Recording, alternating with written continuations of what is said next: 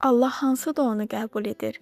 Əyyub deyirdi, sənə səmimiyyətlə dua edirəm. Əyyub duasında səmimiyyəti xüsusilə vurğulayaraq qeyd edirdi. Əlindən zülm gəlmir. Bədəni başdan ayağa yara içində olsa da, ağlamaqdan üzü gözü qızarmış olsa da, yenə Allaha üz tutur. Sanki Allahı görürmüş kimi, dostlarım məni ələ salır, amma mənim gözlərim Allaha baxır, ağlayır deyirdi. Sonra isə qeyd edirdi. Bəşər oğlu qonşusu üçün yalvardığı kimi biri də qoy mənim üçün Allaha yalvarsın.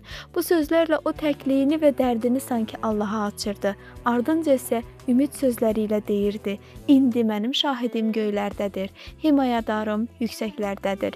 Sanki bu dua ilə Allahı ona sahib çıxmağa, bu çətin günlərdə onu qucaqlamağa çağırırdı.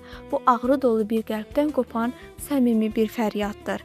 Bəs Allah belə duanımı eşidir. İsa belə deyirdi, qapını bağla, gizlində olan atana dua et. Gizlində olanı görən Allah səni aşkarda mükafatlandıracaq. Allah göstərir ki, təklikdə və səmimiyyətlə edilən dua onun üçün xüsusilə qiymətlidir. Sonra müqəddəs yazı bizi iki şəxsə, məbəddə dua edən bir qanunşünas və eyni zamanda bir vergi yığanın duasına yönəldir. İki fərqli insan, iki fərqli qəlb, iki fərqli dua. Din xadimi başını dik tutur, öz əməllərini sadalayırdı. Vergi yığan isə özünü nə Allaha, nə də insanlara layiq görməyərək, başını belə qaldırmadan belə dua edirdi. Ey Allah, mən günahkara rəhm et. Allah hansı duanı qəbul etdi? Əlbəttə ki, günahkar qəlbin səmimi fəryadını. Vergi yığan həmin gün evinə təsəlli taparaq döndü. Musa Kalif haqqında bu sözləri səsləndirmişdi. O Rəbbin ardınca səmimi qəlblə getdi. Davud isə dedi, Ya Rəbb, mənə yol göstər, həqiqətinlə mənə rəhbərlik et, qəlbimi səmimi et ki, sənin adından qorxum.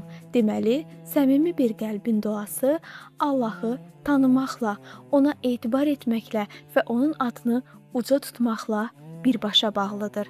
Müqəddəs kitabda həmçinin qeyd olunur ki, etdiyiniz hər şeyi Allahı razı salmaq üçün edin, insanları deyil. Deməli, səmimi qəlblə edilən dua Allahı razı salır.